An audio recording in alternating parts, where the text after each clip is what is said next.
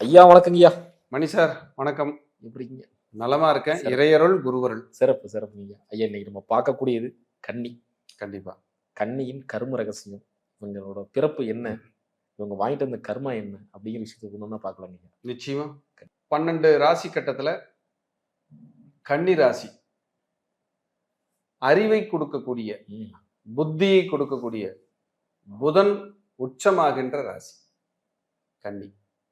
சூரியனுடைய உத்திர நட்சத்திரம் 2, 3, 4 பாதங்கள் அங்க இருக்கு.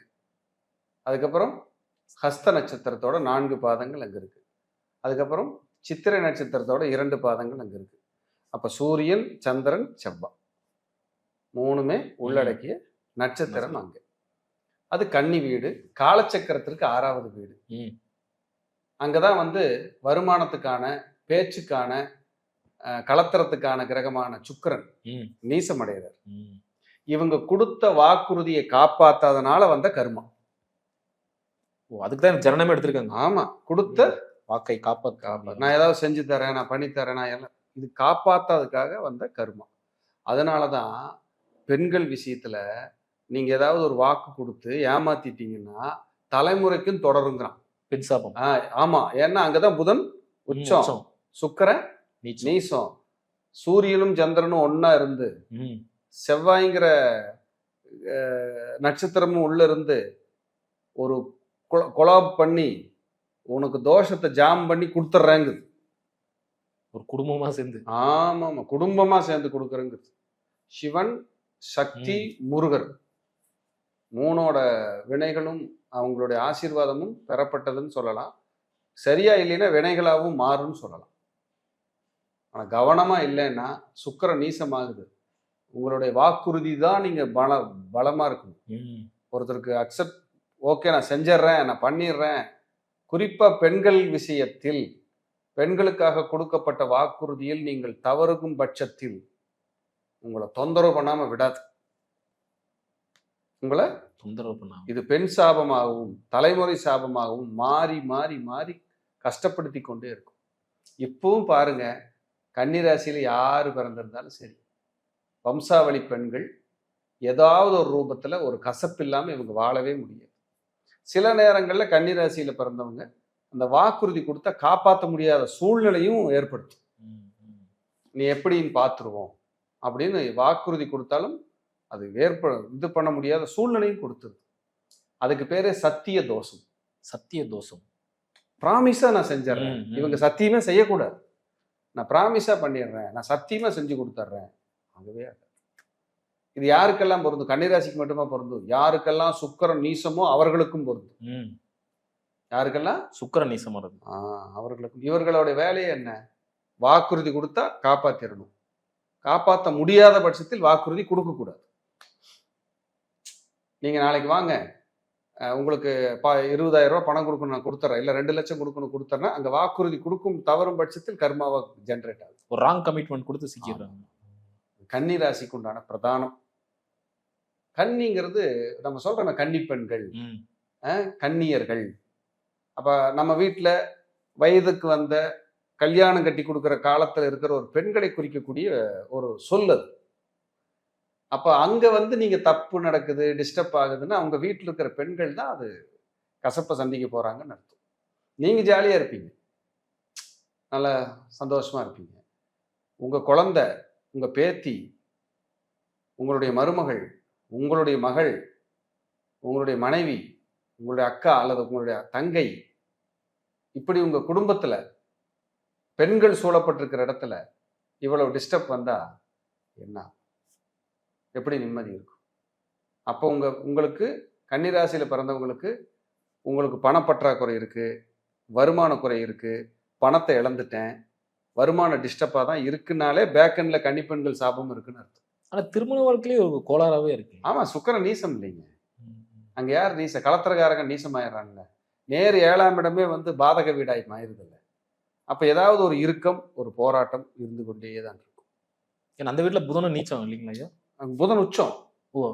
கன்னி வீட்டுல புதன் உச்சம், அதுக்கு நேர் 7 மீனத்துல தான் உங்களுக்கு நீச்சம். அதனாலதான் என்ன சொல்றாங்க முன்னோர்கள், அறிவு பலமா இருக்கிற இடத்துல காமம் அறுத்து போகுது. அறிவு புதன், காமம் சுக்கிரன். அறிவு பலமான இடத்துல காமம் அறுபடுகிறது. நீ காமத்தை அறுபட்டு விட்டால் அறிவை கொண்டு நீ ஜெயித்து விடுவாய்ங்கிறான்.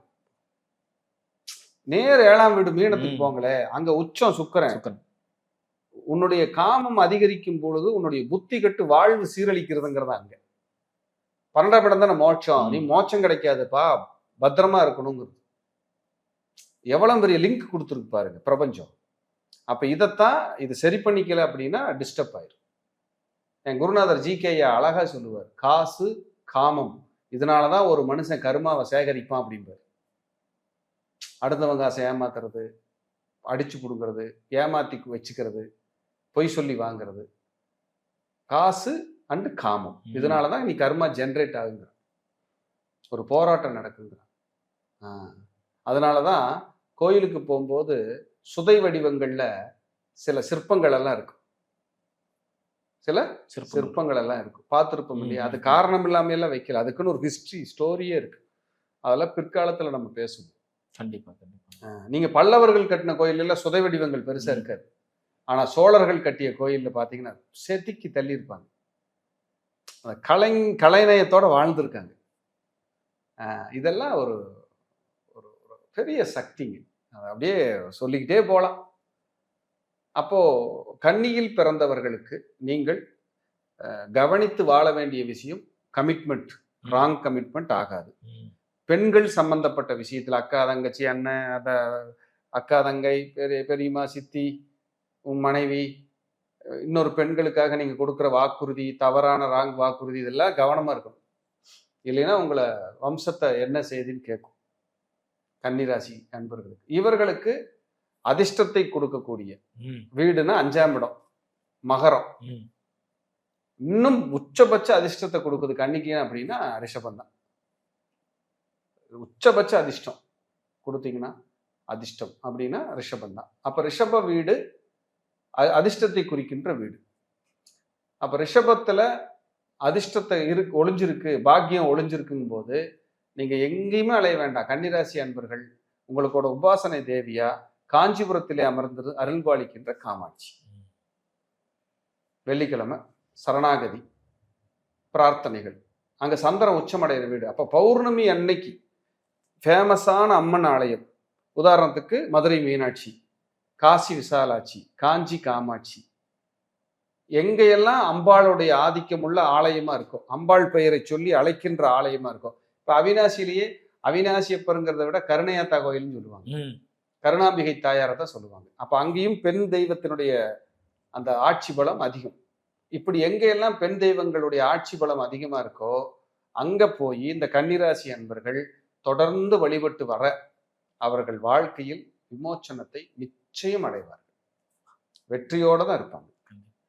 அதே போல இவங்களோட புத்தி மனம் எப்படி இருக்கும்னா, ஏதாவது இறுக்கமா, போராட்டமா, பலவீனமா, மன அமைதி கட்டுத்தான் இவங்க வாழ முடியும். ஏன்னா 5க்கும் 6க்கும் உடையவனே சனி.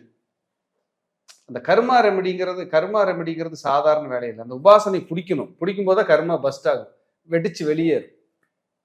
பாஸ்ட் நினைச்சே இருப்பாங்களா ஐயா?